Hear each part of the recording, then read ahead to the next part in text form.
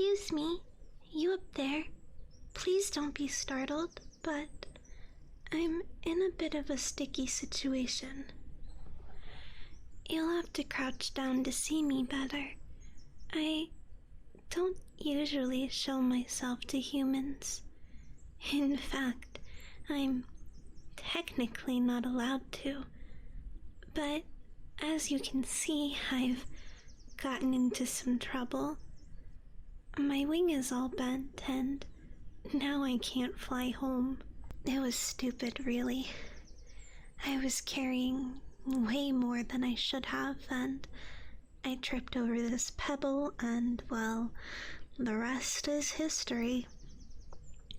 My mom always told me that I get ahead of myself, and I guess she was right.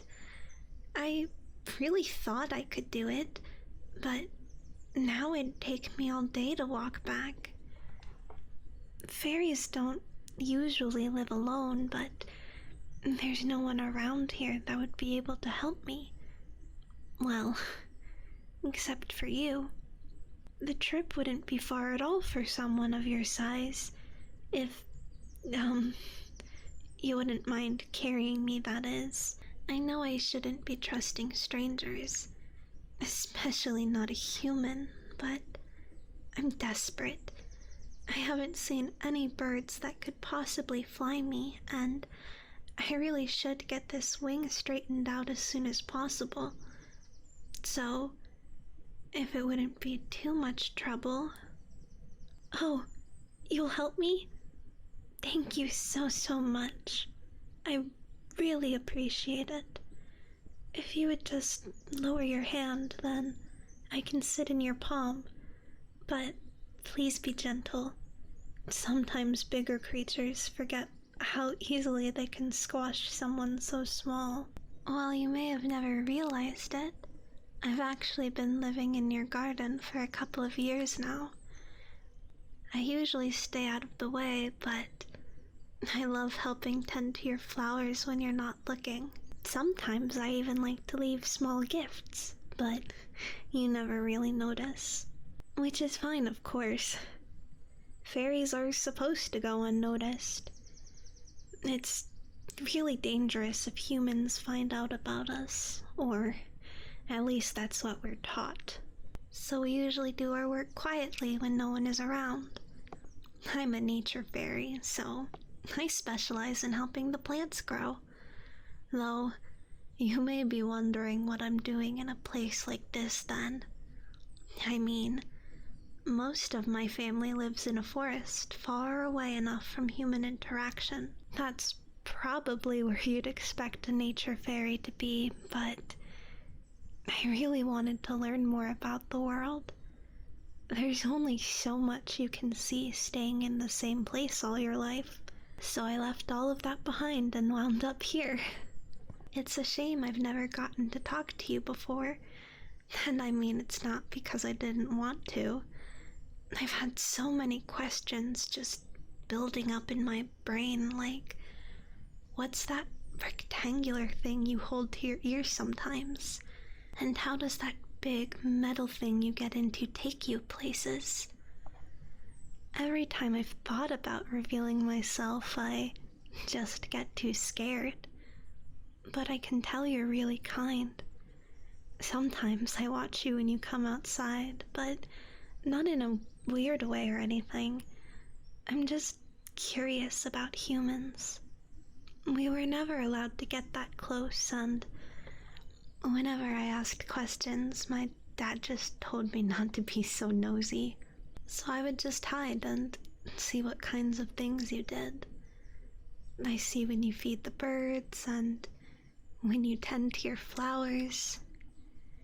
It's really sweet to see a human care so much about nature. I'm sure there are plenty of people like you out there in the world, but sometimes it's hard to remember that when you stumble upon someone's litter for the 5th time in a week. It's why most fairies try to stay away from human settlements, but it's kind of impossible to completely separate ourselves. You guys are everywhere. Where should you put me? Oh, yes, sorry. I probably should have started with that instead of getting overly excited and rambling on. I actually live in your flower bed over there. Thank you very much again. I wish I could show my appreciation, but anything I'd have to give you would be no use to a human. Would I like tea? Well, I would love some, but that still isn't really me doing anything for you now, is it? It's just another favor you'd be doing for me. I guess it is true that it isn't every day you get to talk to a fairy, but it also isn't every day I get to talk to a human. It's an exciting day for the both of us, I'm sure. I'm honestly surprised you're being so calm about everything. Ever since I was little, I was told all sorts of stories about how if we showed ourselves to humans, we would be captured and dissected in some lab. It is instilled in us from early on that humans are dangerous and not to be trusted. And while it makes me sad, I do understand. As kind as some humans can be, a lot of us have been hurt by them. My parents just want me to be safe. Goodness. If my parents knew I was talking to you right now, I think they'd both die of shock. I always thought a human would be more surprised too. You've always loved fairies? Well, that's nice to hear. I feel like as time goes on, most humans just stop believing that we even exist. They simply grow out of it or just forget altogether. The stories of when we once lived together in peace are nothing more than your fairy tales. And while it's a little sad, I guess I've gotten used to it. It's nice sometimes. Getting to do things for other people without them knowing gives you a small sense of satisfaction. But I do wish things could go back to the way that they were. I never got to see a world in which fairies and humans could live together. And the earth is such a grand and beautiful place. Why can't we share it? I suppose I'm a bit naive. That's what my mother always said, at least. She says that things have changed too much, and that humans will never be able to accept us or what we do. That I should just abandon these childish wishes. But you're different. I know I only just met you, but I've been living here for a while. I can already tell that you're not going to hurt me, that you care as much about the earth as I do. So, is it really that naive? Maybe we could have something beautiful here, even if it is just a tiny piece of the world. Sorry, I rambled again. I just get so carried away thinking about what the world could be like. And I guess I was excited to have someone to talk to about it. But I'll stop for now so that you can get the tea.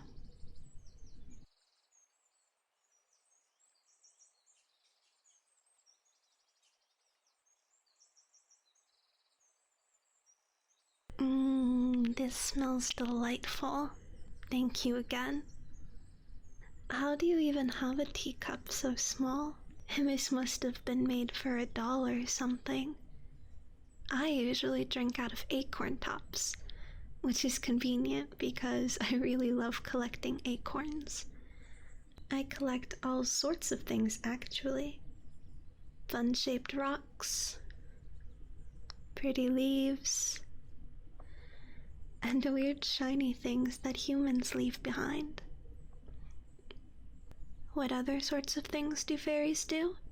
Well, I can't speak for all fairies, but I love watching the fish down by the pond. There's something so soothing about watching them swim around, and it always makes me feel just a little sleepy.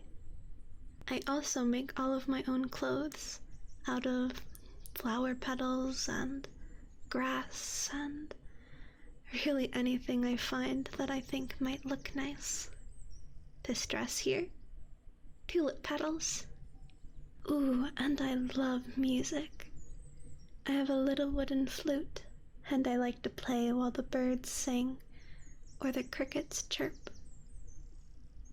You know, it's not so bad living out here. It's been so long since humans lived out in the wild, but I'm pretty self-sufficient, and I just love nature. It really only becomes a problem during storms and winter nights when it gets really chilly. But it truly is a lovely place to live. No. No. You are too sweet. I could never accept something like that. A small house in the middle of your garden? That's just too much.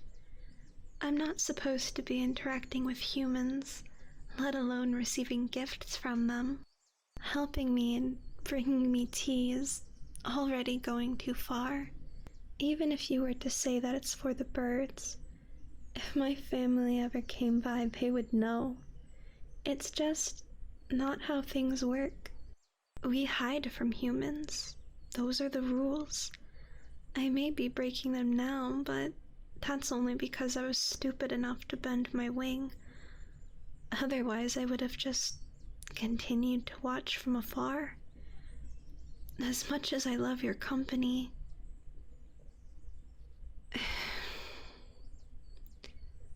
you're just as kind as I always imagined you might be. I wish the others could see how nice humans can really be. But I guess maybe if I show them.